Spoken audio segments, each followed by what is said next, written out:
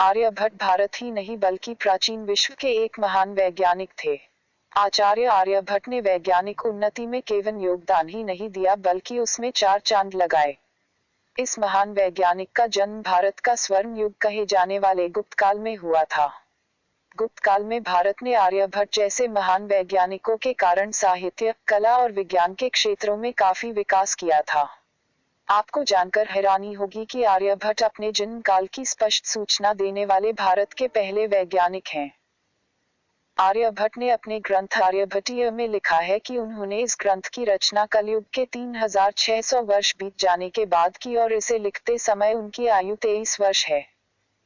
भारतीय कैलेंडर के अनुसार कलयुग की शुरुआत 3101 ईसा पूर्व को हुई थी। इसका मतलब है कि आर्यभट्ट का जन्म ईस्वी सन 476 में हुआ था।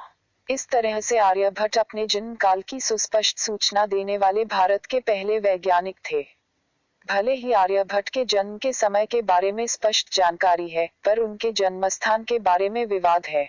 इतिहासकारों के अनुसार उनका जन्म या तो पटना में हुआ था या फिर महाराष्ट्र में।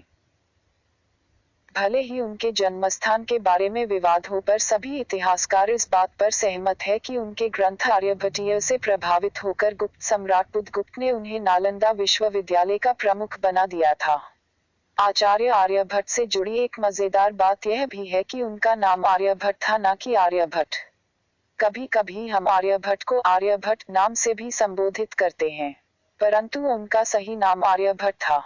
सबसे पहले डॉक्टर भावदाजी ने यह स्पष्ट किया कि उनका वास्तविक नाम आर्यभट्ट है, न कि आर्यभट्ट।